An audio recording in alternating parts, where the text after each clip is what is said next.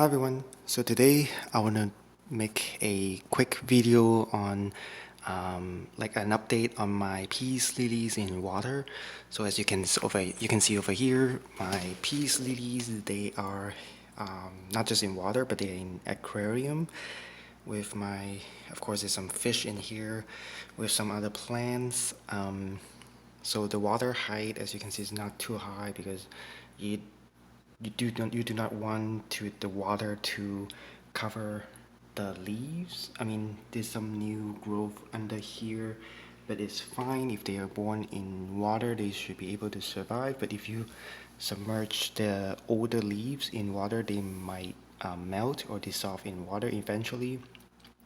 So as you can see here, the roots, I mean, they're green. They all turn green if the roots are exposed to sunlight.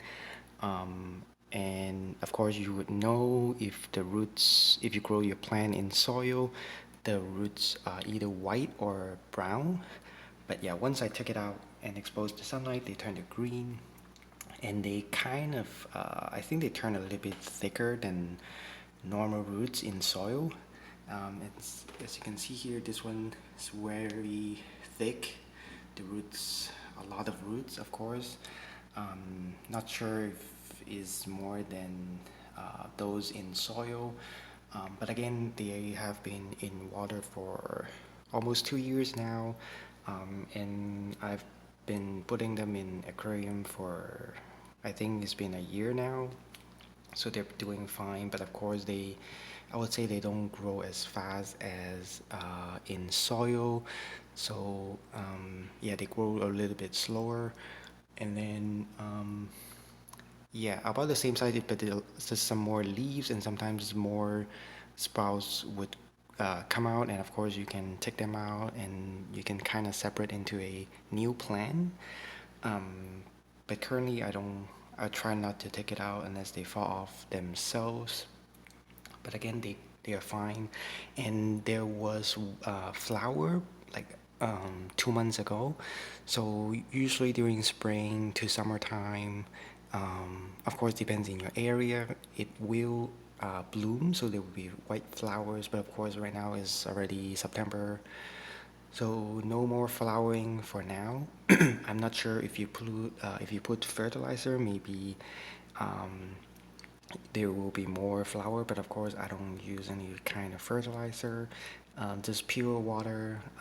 But of course this is in an aquarium setting, so it could be different, but I mean I tried both before. I've put it in just water before and they still flower, so doesn't matter where you put it. And they flower about once a year. I think one time it flowered twice a year, but the amount of flowers for this size is around usually 1 to 3 flowers per plant. As you can see, I have one more in the back over here and another one over here. Um, and yeah, it's kind of, so they have no problem living in water or aquarium. It's actually an um, popular houseplant in aquarium business or aquarium hobby. A lot of people do that actually. So I was a little bit surprised not that many people know that.